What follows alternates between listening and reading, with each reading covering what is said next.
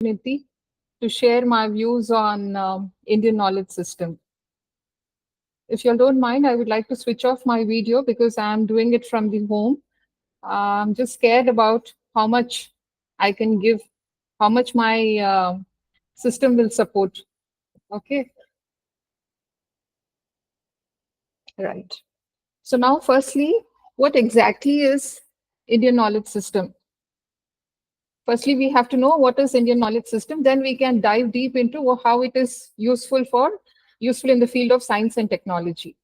So Indian society in general is a gold mine of artistic, literary, traditional, and customary expressions, as well as languages and architectural creations. Indians have been practicing ancient customs for generations, and they have been passing it down from generation to generation. But what happened in the last several centuries, this process of information flow between generations came to a halt. It has stopped. You know why? Because of modernization, we had British rule in between, and then with industrialization, with all these processes, with modernization and upcoming digital information, all these process of information has come to a halt. So now our uh, national education policy, with the advent of national education policy 2020, we seek to eliminate this break in the flow of Indian knowledge system and try to promote Indian languages, arts, and culture.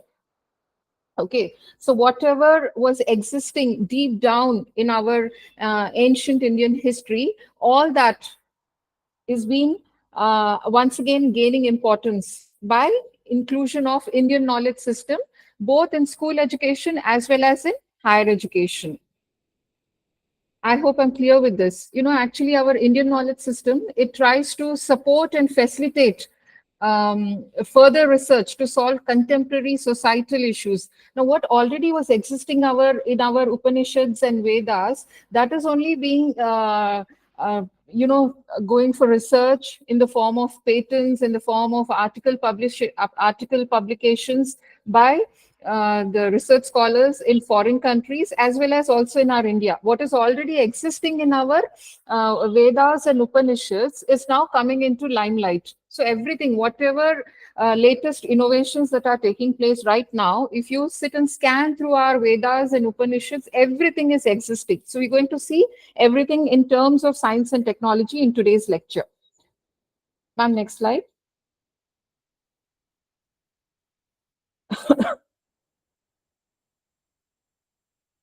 Yeah.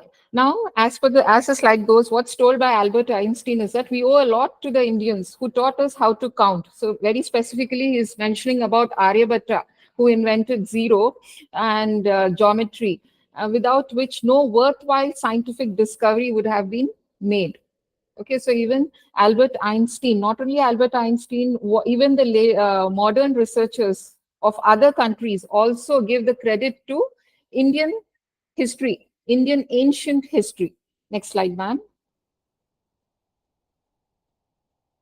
So the core components of Indian knowledge system, that is Jnana means knowledge, Vijnana means science, and Jivan Darshan means philosophy of life. All this have evolved through a dynamic interplay of knowledge, observation, investigation, and rigorous analysis. Okay, ma'am, next slide. Indian knowledge system is useful in dissemination of our nation's rich heritage and traditional knowledge in the field. You can see in various fields, in the field of health and wellness, in the field of traditional knowledge in mathematics, traditional medicine, yoga, Vedas, preserving arts, culture and tradition, astronomy, and all this to encourage interdisciplinary research on all aspects of Indian knowledge system. Next slide, ma'am. Indian knowledge system is based on Vedic literature, the Vedas and the Upanishads. So now we're going to see, from the coming slides, we're going to see how the existing science and technology, what was already inscribed in our Vedas and Upanishads, and how we have updated in the modern world. Already, which was existing, we have improvised over it. But the credit is taken by some of the foreign researchers. They have patented. Now, for instance, if you can see, already we know that the neem tree has got various medicinal benefits. Okay, in our ancient history, it's been told in morning, instead of brushing with the toothpaste, we just chew the neem stem. Okay, but now some foreign researcher has taken a patent on describing the properties of the neem tree. Not only that, even the use of turmeric, like that, already which was already existing in our ancient history, people have taken the credit now by doing research and trying to specifically explain the properties. Though it was explained in the previous history, we are all not aware of it because it is nowhere included in our education system. Now, with new education policy, what the government is planning to introduce all these basic concepts through Indian knowledge system into the school as well as college curriculum, so that people should be aware of the knowledge system which is already existing in our Vedas and Upanishads. Because we are not reading it on daily basis, we don't know what is existing. And suppose some foreigner or anyone who comes out with an innovative idea, we think that something is from that country. But no, everything, the roots are in our Indian knowledge system. Next slide, ma'am. Now, here you can see in the picture the irrigation system. Ma'am, next slide. The irrigation system. These are the irrigation system and practices which we see in South India. The earliest mention of irrigation, you can find it in Rig Veda. In the chapters of Rig Veda, the Veda mentions only well-style irrigation, where it was called Kupa and Avata wells. They were once dug, and this well used to be always full with water. The design of this well system, it is basically based on the availability of water source, climate, topography, and local characteristics. In South India, it is called as Kupa and Avata. In North India, a different name is given. In East India and West India, the nomenclature of this irrigation system differs from place to place. But what is the main aim of this well? To hold water, so that whenever there is any drought period, the water from these wells can be used for irrigation. Okay, so irrigation system existed during ancient India also. There is a mention of it in our Rig Veda, right? And ma'am, next slide. Now, these are the traditional systems of medicine. Now, here, if you see, Ayurveda is considered as one of the oldest of the traditional systems of medicine. Apart from that, you are having several others: naturopathy, yoga, Unani, homeopathy, Siddha. But we are going to focus basically on Ayurveda because it is considered as one of the oldest traditional systems of medicine, and it has been accepted worldwide. It is having an age-old history since the 2nd century BC. It has its foundations laid in the ancient schools of Hindu philosophical teachings like Vaisheshika and the school of logic named as Nyaya. The Vaisheshika school preached about inferences and perceptions that should be obtained about a patient's pathological condition for treatment. Okay, now also we are doing the same thing. We are taking the history of the patient. But all this thing was inscribed long time back in the Vaisheshika school, where we have to know the patient's pathological condition for treatment. And in the other school, that is Nyaya school, it propagated the teachings on the basis that one should have an extensive knowledge of the patient's condition and the diseased condition before proceeding with any kind of treatment. Okay, see, we are having three humors, that is Vata dosha, Pitta dosha, and Kapha dosha. We are all aware of it. These are known as three doshas, and they control the basic physiological function of the body. In Ayurveda, it is believed that there should be a perfect balance between the nature elements and the three doshas of the human body, that is Vata, Pitta, and Kapha dosha. They should be maintained in a balanced state for a healthy state of living. Right. Ma'am, next slide. Now coming to the surgical techniques.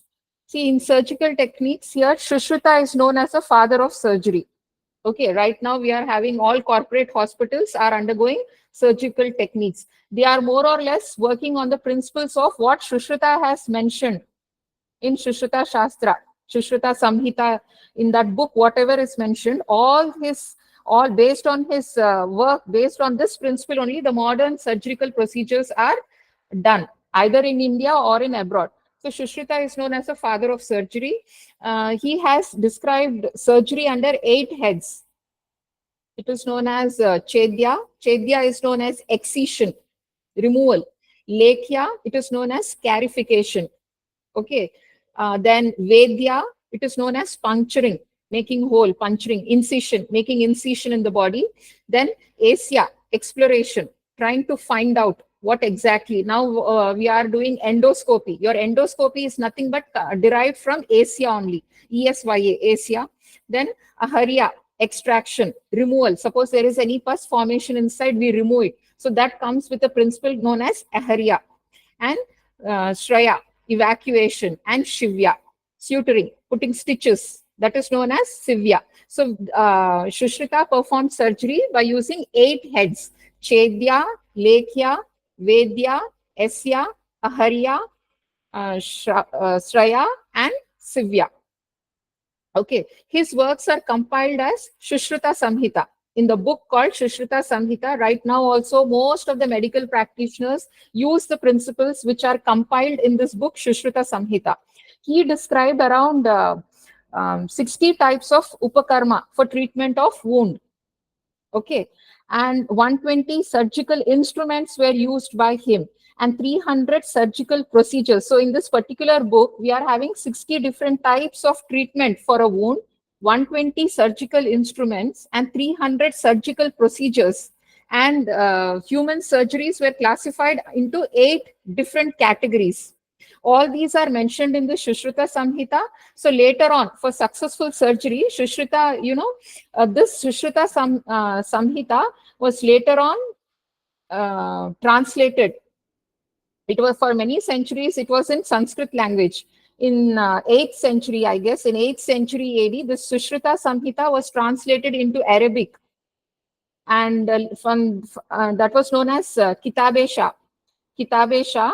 And then the first European translation of Shushruta Samhita was published by Hessler in Latin and in German by Müller in the early 19th century. The complete English literature was done by Kaviraj in 3 volumes in 1907 at Kolkata.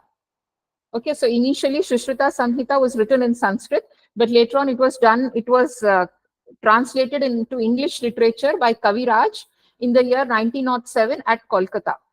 Okay, so in this particular book, the different types of surgeries, how surgeries can be done, and how you give anesthesia. Shushruta introduced anesthesia using intoxicants such as wine and um, cannabis, by using cannabis indica, which is now taken as a drug. Okay, but he gave anesthesia by inducing wine and cannabis. Okay, then he also treated numerous cases of rhinoplasty, noseplasty, nose surgery, and then even eye surgery, which is known as karna sandhan. Even today, rhinoplasty is described by Shushruta in 600 BC. That is referred to as the Indian flap. Means that is the most important concept, and he is known as the originator of plastic surgery. Shushruta is the one who had, invented the concept of plastic surgery. Then besides trauma and involving general surgery, Shushruta also gave in-depth account and description of 12 different varieties of treating fracture and 6 types of treating dislocation, bone dislocation. So you see, all this was as such existing in our ancient history, but we are unaware of it. Now, because of the allopathic medicine, the corporate medicine, the corporate hospitals which use the allopathic medicine is also coming up from this Shushruta Shastra only. Okay, they also follow the basic principles of Shushruta Shastra. Shushruta not only did plastic surgery, but not only treated fractures or different types of dislocation. He also gave concepts on how to grow your hair, how to grow lost hair, and removal of unwanted hair. Even dental surgery was practiced in India during the ancient times by Shushruta only. So Shushruta Samhita is a book, is a text which is written in Sanskrit language. Later on, it was translated into English language in 1907 by Kaviraja. So even in Tibetan literature, Shushruta is a medical authority. Means this particular Shushruta Samhita is taken as a index to understand surgical procedures, even in Tibetan literature. Ma'am, next slide. Okay. Now, next coming to art of making perfumes. So, archaeologists believe that this art of making perfumes, it began in India, specifically during Indus Valley civilization. They found a distillation apparatus made of terracotta, which dated somewhere around 3000 BC. So perfumes in ancient India were primarily made from natural ingredients such as flowers, herbs, spices, and essential oils. In the Mughal period, perfumes were called ittar.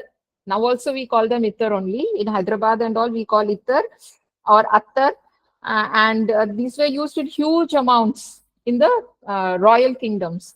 One of the earliest distillation of ittar was mentioned in Hindu Ayurvedic text known as Charaka Samhita or Shushruta Samhita. Even in that particular book, there is a mention of ittar.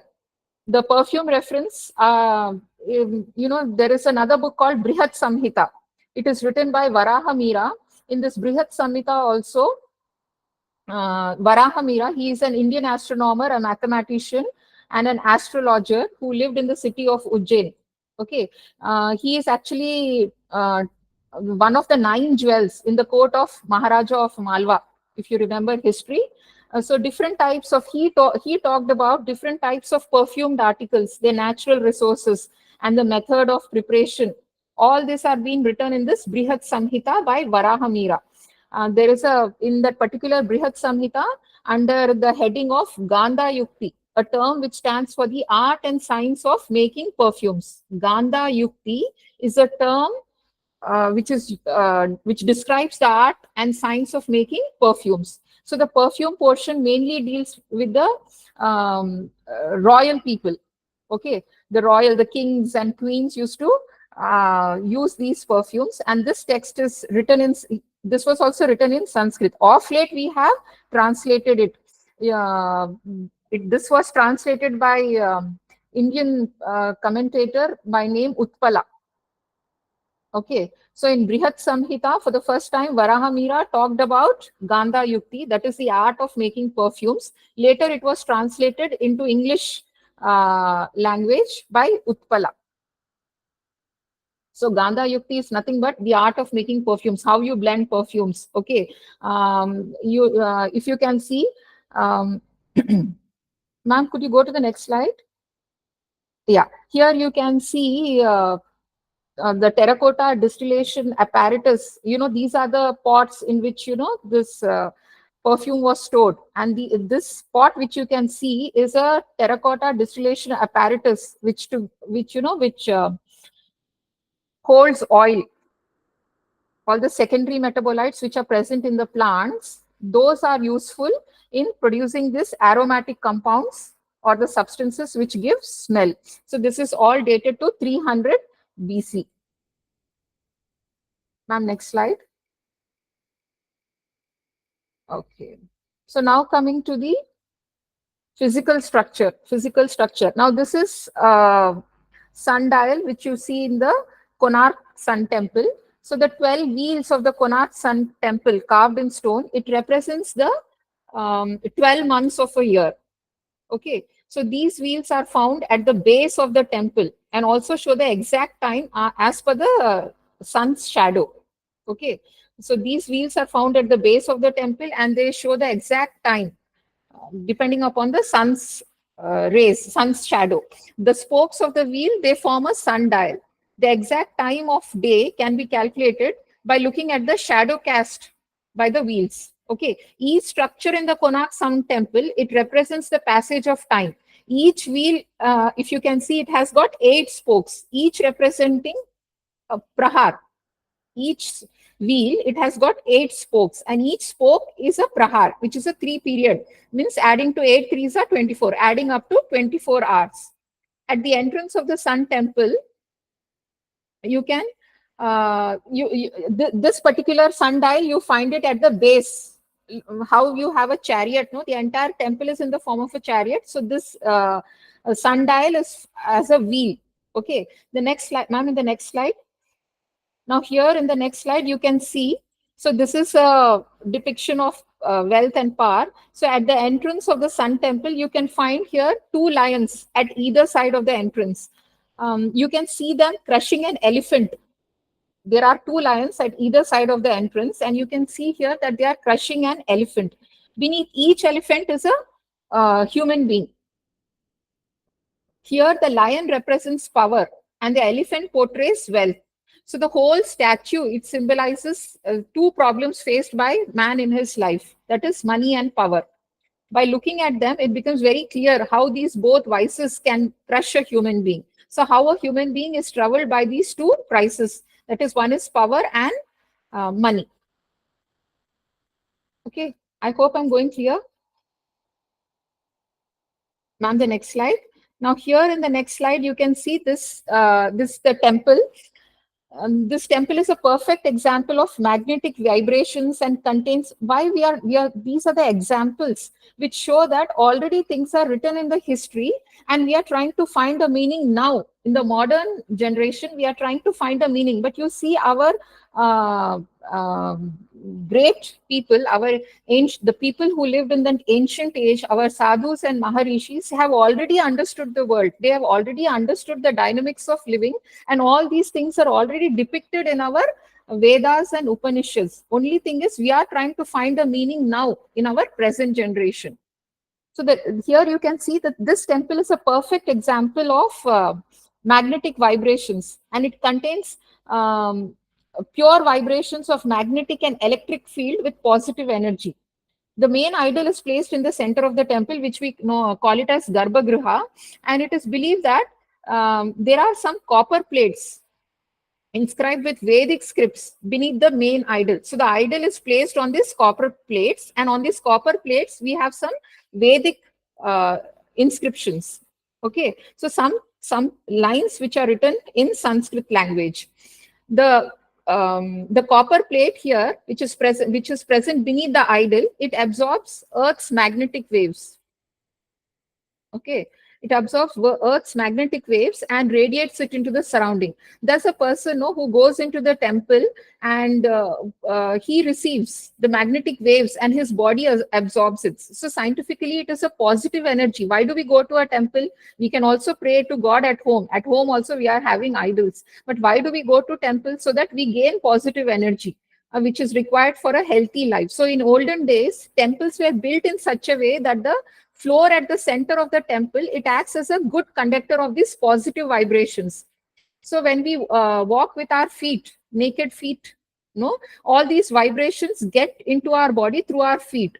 That's the reason, before entering the temple, we walk barefoot. We keep our chappals outside and we enter the temple, so that we take up all these vibrations, and these positive vibrations get into our body, which changes the both the physical and physiological well-being of the body. It affects both the physical and physiological well-being of the body. So all these things, most of the ancient temples, this only one example I have taken here about the Sun Temple in Konark, but when I was reading the history, you could see most of the temple, each and every temple has got a scientific understanding. The construction, each and every construct of the temple has got a scientific meaning. Here we have seen only one example. Ma'am, next slide. Okay, now here you can see the various art forms. So kala means performing art in Sanskrit language. And here the mastery of as many as 64 traditional arts known as Chauset Kalas. We all know what are the Chauset Kalas. So we are rich with this 64 traditional arts. I don't want to go in detail because this is actually the topic given to me is so huge, so huge. Completing it in 1 hour is very difficult. I try to take up the main points. Now next coming to, ma'am, next slide. This is about the shipbuilding. So if we date back to 326 BC, Alexander the Great, he started the process of construction of ships. He wanted 1800 ships to be built in India to carry his army back to Macedonia. Okay, if you remember history, Alexander's invasion on India. So somewhere in 326 BC, he commissioned the process of building 1800 ships in India to take back his army to Macedonia. So the Indus Valley site, the site is known as Lothal. The site is known as Lothal, which when this Lothal site was excavated by our Archaeological Survey of India from 1955 to 1961, in their findings, they unearthed that a wrecked ship, a broken ship, was seen in 1961. It was made of teak, Kerala teak. So that time, in during 1961, when the archaeological survey was done in this place called Lothal, they found that there was a broken ship which was made up of teak. Okay, it is called, the normal Indian teak is known as Kerala teak or Malabar teak. So the ship was made up of teak. Now, right now, the ships are made up of iron. But that time there was no such concept of iron. And at that time, in 326 BC, the ship was made up of teak. So teak is generally known for its durability, strength, and resistance to decay and uh, with insects and all. So iron was not used at that time, and this the thread which was used to stitch this teak was coir yarn. Okay, the coir yarn, and it was dipped in fish oil to prepare the shipbuilding material. So that time the thread that was used was coir, and it was dipped in fish oil. Why it was dipped in fish oil? So that it is devoid of any microbial contamination. Okay, so this ship, no, it didn't have a rudder. Normally nowadays ships have rudders. It will tell us the direction, steering. The To tell us the steering, we use rudders, but that time there was no rudder. The ship itself, the ship could change direction even when it was not moving forward. Okay, so there was no rudder, but the ship had an inbuilt capacity to change the direction when it was not moving forward also. So it is not right now, even in the ship, you're having some holes built, but at that time, I don't know, teak is so hard, how they drilled holes in this teak. That is nowhere mentioned in the literature. I was just studying a lot about this, like how they could drill holes in teak, but nowhere it is mentioned in the history that holes were dug in this. Normally, in any ship, a hole is dug for the proper balance, actually, but I don't know at that time how they dug holes in this teak. So the ships from this Lothal site, they told, when they were excavated by our archaeologists, so they came to know that if from 326 BC we were manufacturing ships. Okay, around 1800 ships were manufactured in India during the Indus Valley civilization. Then later on, also in Kautilya's Arthashastra, and one more book, which is known as Megasthenes Indica. And in these two scriptures, that is Kautilya's Arthashastra and in Megasthenes Indica, in both these works, during the Mauryan era, they have talked about Navya Adaksha. Means the one who, what do we call, superintendent of shipping. So in those scriptures, there was a post, there was a portfolio, there was a title of Nava Adiksha. Nava means Nav. Okay. So Nav Adyaksha or Nava Adyaksha means a superintendent of shipping. So at that time, so definitely because ships were there, people were given jobs as superintendent of ships or Nava Adyaksha. So the reference to shipbuilding is also seen in Yukti Kalpatru. So we have seen it during Indus Valley civilization. We have also mentioned some references during Arthashastra and Megasthenes Indica. And we have also seen in Yukti Kalpatru, in this particular Yukti Kalpatru also, here shipbuilding was based on, here the ship was made up of iron. Okay, previously we have seen the ship was made of teak. Here we have some inscriptions where the ship was made with iron. Okay. Then one more important thing,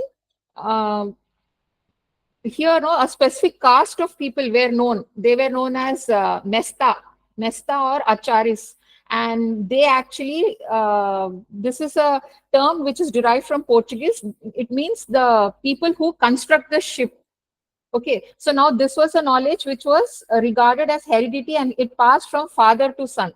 So this was a tradition. So now also people of this particular caste, Mesta caste, they are used in preparing ships. Next slide.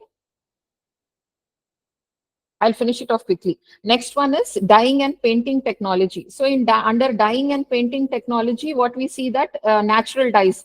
So this also developed from 5000 BC. We use natural dyes for painting. See all the historical paintings, Ajanta paintings and all, no, which were from the 1st century AD. They were all painted with natural dyes. Okay, like green dyes were made from algae and yellow dyes were made from lichens. So we used all natural dyes for painting. And next slide.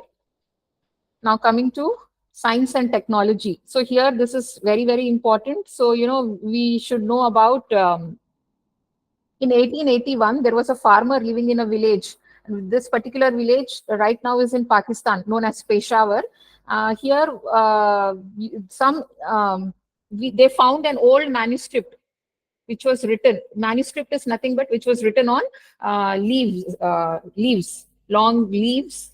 So there it was written that how there is a script known as Bakshali script. How the historians wrote in the Bakshali manuscript how they how this zero was invented, who invented and how zero was invented. All this was found in a place called Peshawar, which is now in Pakistan, in the year 1881.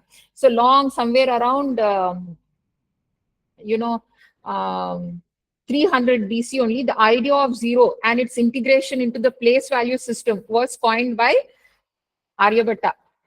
Okay, so Aryabhatta is not only for the ideation of zero, but also he had immense knowledge on algebra. He had immense knowledge on space technology. Now, what we call as space technology, aeroscience, even he had. So, all these things right now, what space technology our NASA is using or ISRO is using, all this again goes back to the principle what already Aryabhatta has mentioned in his manuscript known as Bakshali manuscript. Now, next slide. Coming to yoga. Now, yoga originated in India. So we all give the credit to Patanjali. Okay. Through its therapies and diagnosis, this yoga, it is based on pulse and analysis of Tridosha state of an individual. So based on the pulse and the Tridosha state of an individual, they suggest certain exercises and lifestyle management to improve the health. Okay. This is all mentioned in our uh, age back manuscripts. Right now, once again, yoga is gaining momentum. Okay, I guess since the year 2015, where our Prime Minister has started celebrating Yoga Day, from then onwards, yoga has come into limelight. But yoga was existing since ancient times in India. So yoga is also a diagnostic therapy which is based on the pulse and analysis of Tridosha state. Okay, so in the last, what I would like to conclude is that, ma'am, next slide. What I would like to conclude is that, the Bharatiya way is a sustainable way and it strives for the welfare of all. It is actually our Indian knowledge system is a comprehensive knowledge system of our heritage, and it demonstrates the Indian way of doing things to the world. We are teaching the world how to do things through our Indian way of doing. All this is already inscribed in our scriptures. Only thing is now people are reading the scriptures and trying to improvise over it and trying to gain patents. So why not we as Indians, when we are inculcating, our government has inculcated this particular Indian knowledge system into school and college education, so that our students, our youth are aware of what all has been inscribed in our manuscripts. And then they try to do research on this so that all the scientific discoveries, the credit goes to our country. And even the foreign countries should know that everything is already written in the Indian scriptures. And now the link which I have shown here is here. No, if you tap on this link and see, ma'am, you could just open the link, ma'am. Yeah, this is a site which is in the Ministry of Education Ministry of Education cell. This is a site for Indian knowledge system. So here, all my content I have taken from here. You have documentaries. You also have certain certificate courses. You can enroll into the certificate courses and try to know more about our Indian knowledge system. So how our Indian knowledge system is towards science and technology, how is it towards art and culture, how is it towards language, everything. So you have n number of courses in this repository, and you also have books here, free books, you have documentaries. You can please go through this site. All my preparation is from this site only, and I also suggest that we can do some courses from this It is good for our CAS score, higher education systems. For our promotion also, it is very good that we do some courses on Indian knowledge system. That completes my presentation. If you have any doubts, you could clarify.